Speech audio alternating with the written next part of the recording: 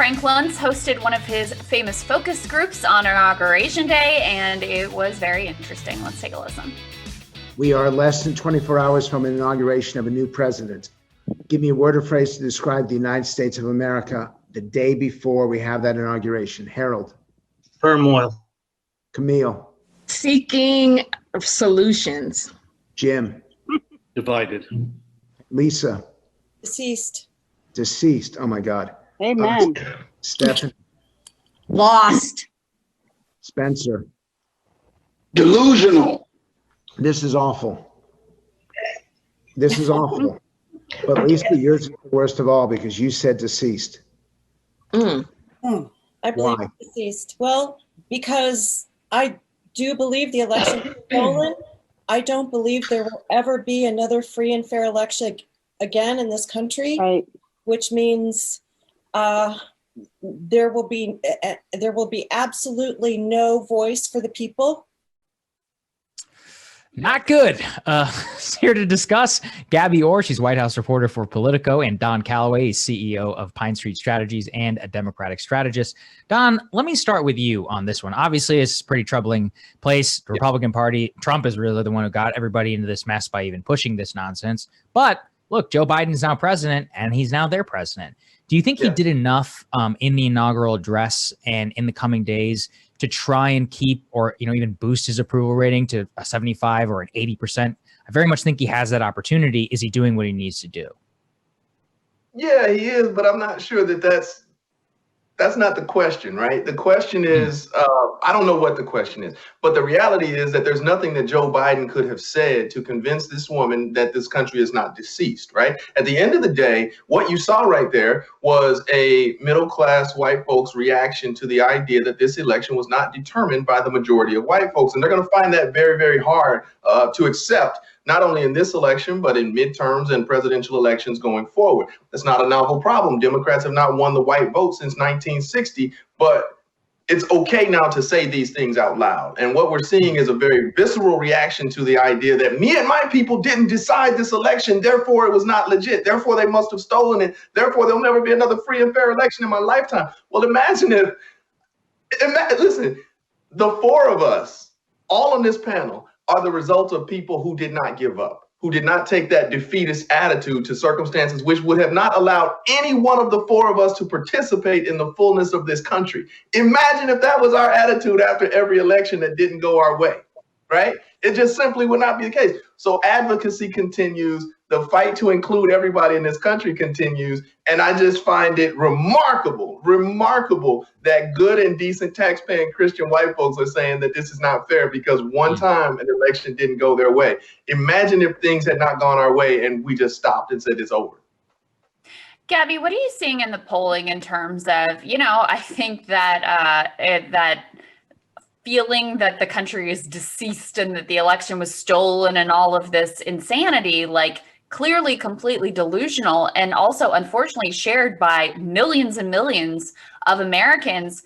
Has anything changed or shifted in the sentiments since the insurrection at the Capitol, since Trump actually stepping aside and saying Joe Biden is the president, is the next president? Has anything shifted in the perceptions of the hardcore Republican base? Well, again, to go back to that number that I mentioned earlier, in a poll taken by my own publication, Politico, after the insurrection at the Capitol, 78% of Republicans said that they still supported the president. And I believe somewhere around 50% said that they did not believe that the president had any role in inciting the violence at the Capitol. So, if you take that and you compare it to where his approval rating within the GOP stood prior to the election, it pretty constantly hovered around, 93, 95%.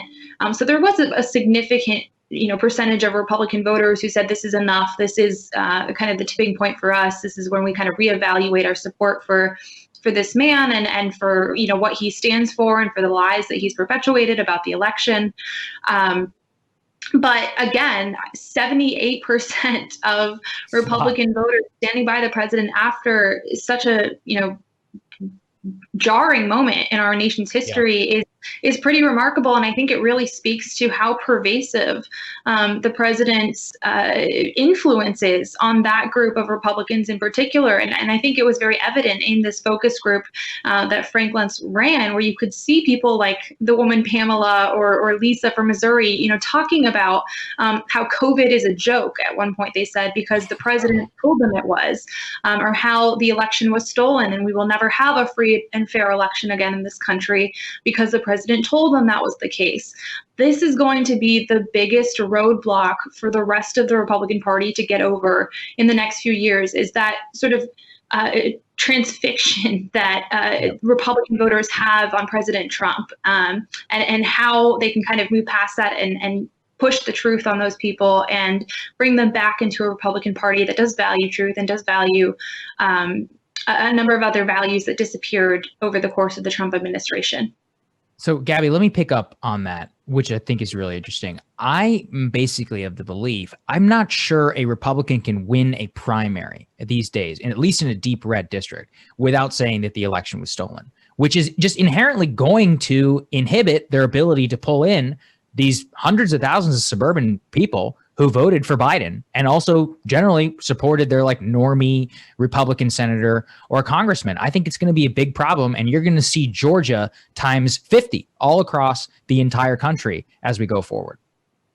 Yeah, I tend to agree with that, Sagar, and I think that there's a lot of Republicans who are going to try and thread the needle and be very careful about what they say.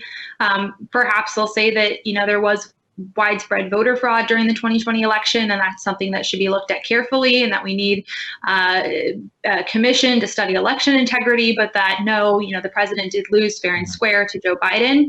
But even saying something like that can turn off a pretty broad coalition of Trumpy voters. And so, I do think that it's going to be a persistent problem for Republicans, and especially as they look to 2022 and wanting to take back the House of Representatives, where there's a very slim margin right now. Can Republican candidates in the South and in some of these Midwestern states, where there is sort of a broader distinction between voter fraud and cases where the election's integrity might have been called into question, but again, the fact that the president did lose to Joe Biden and that has been acknowledged by other Republicans, are those places where MAGA folks can win. Or folks who do not agree with the lie that the president has perpetuated. And I think it's a major roadblock for the Republican Party moving forward, not just in elections, but for really determining what the party stands for. And Tom, finally, on the flip side, does it make you nervous at all that the Democratic Party is increasingly performing the best in the most affluent places in America? That Democrats are performing that well? Mm-hmm. In rich places? No, in affluent places, like the wealthier the suburb, the better the Democrats ultimately do, the supposed party of the people. Does that make you uncomfortable at all?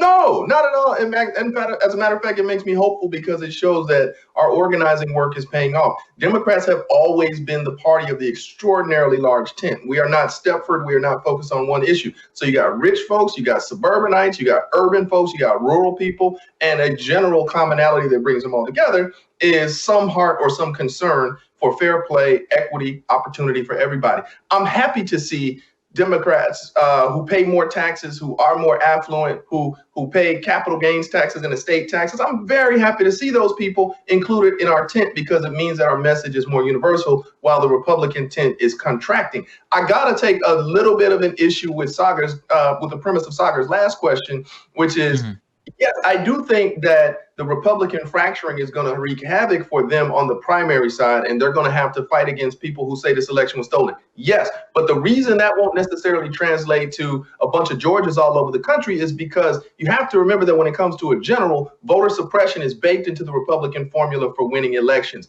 And Democrats nationwide have to, number one, have the demographics to win an election a la Atlanta and Stacey Abrams in Georgia. But number two, you have to put in the work over the course of 10, 15 years to fight voter suppression, to build those coalitions, to organize your voters. And that takes a whole lot of work and investment that other states haven't done. But you cannot have this discussion while detaching it from voter suppression, which is a major part of why Republicans continue to hold impenetrable leads in many of these red states across the country.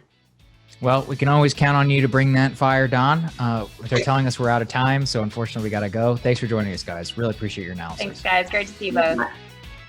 And we'll have more rising for you after this.